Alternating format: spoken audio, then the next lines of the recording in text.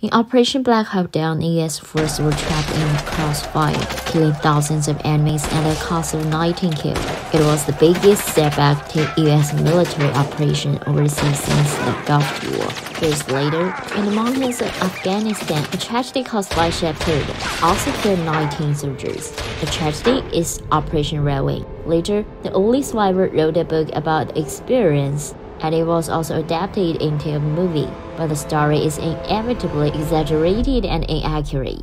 Operation Red Wing 2005 planned to ensure a stable national election in Afghanistan in September. Later on June 27, an MH-47 Chinook helicopter carrying 4 Navy SEALs flew to Hindu Kush. The 4 members of the team were Captain Michael Murphy, Sergeant Matthew Axelson, sniper, Danny Days correspondent and scout, and Marcus Lateral medic.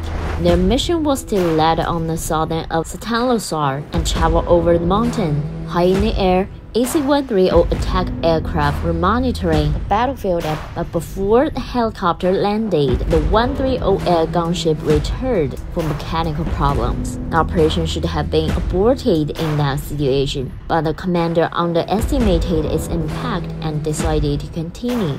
They landed on top of the barren hill and trudged through mud and freezing rain toward the observation point. Everything was going well, but suddenly 3 shepherds appeared and they met each other. After controlling the shepherds, they have 2 options: let them go or kill them. Concealment is top priority for special forces on infiltration missions, because if they are exposed, they will be held to pay. But according to rules of engagement, they could not harm civilians.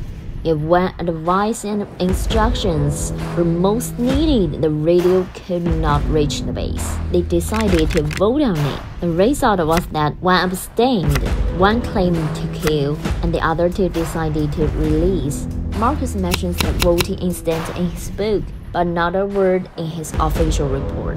Some said that they didn't vote, and Captain Murphy ordered to release according to rule of engagement. The story of the vote is likely made up.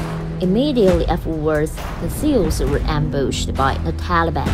The prevailing story is that shepherds betrayed the SEALs and drew the Taliban, but according to local villagers, helicopters were heard the day before, while the Taliban began searching the mountain the next morning and tracked them down.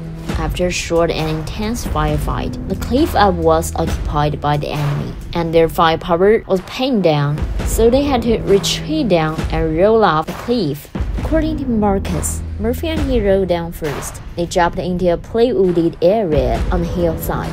Then sniper Axelson rode down as it wooded. This kept trying to contact the base and was the last to roll down. It was only when he landed that he found that Dace had lost his right thumb. Shot after shot of RPG kept coming, and the squad decided to retreat to the bottom of the mountain and enter the village to resist. They fought as they went. At that time, all members except Marcus were shot. This also took a bullet in the neck and was bleeding terribly. They continued to fight as they retreated, and Marcus had lost his first aid kit and medicine when he jumped off and had to drag Dace to move. However, a bullet hit Dace in the eyebrow and Dace was killed. Marcus left Dace behind to catch up with the team. Captain Murphy, in order to see his teammates ignoring the bullet flying around him, crawled out of the bunker alone and finally made a satellite distress call in the open area. For long, Murphy couldn't hold out any longer and begged, "Marcus, help me!" But Marcus, pinned down by fire, couldn't get through and watched Murphy fall down and was shot to death by an onrushing Taliban. Axelson was also shot several times. His head was cut off half. When Axelson was saying his last words, a rocket blew Marcus into a hole as well as ended Axelson. After coming to senses, Marcus crawled into a rock crevice. The Taliban failed to fight him and left. The combat process is based on Marcus' memories, which is the only reference. It said that he had killed 40 or 50 of the enemy in the battle.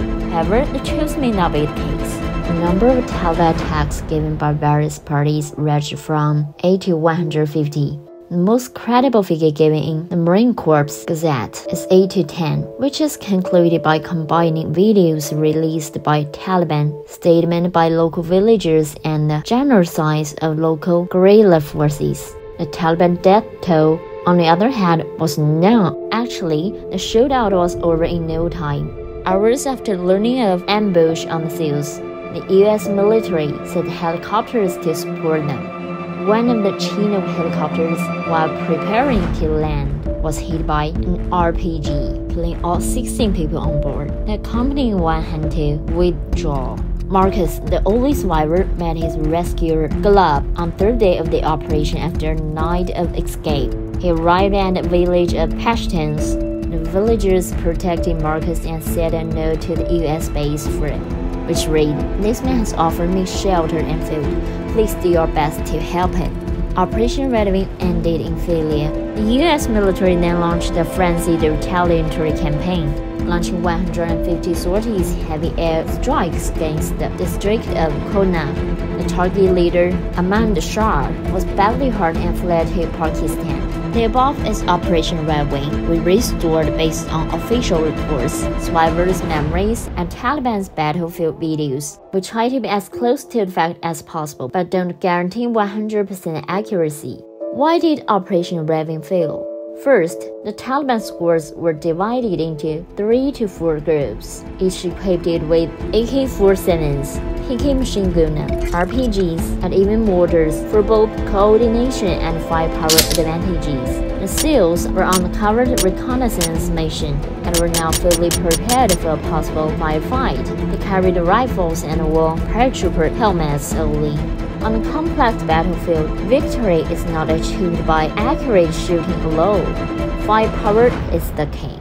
Accurate shooting cannot resist a flying RPG from the shadow. If one RPG can't make it, then another one.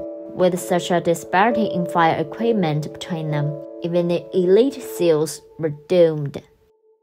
Thank you for watching. Please hit the like and subscribe button if you enjoy it.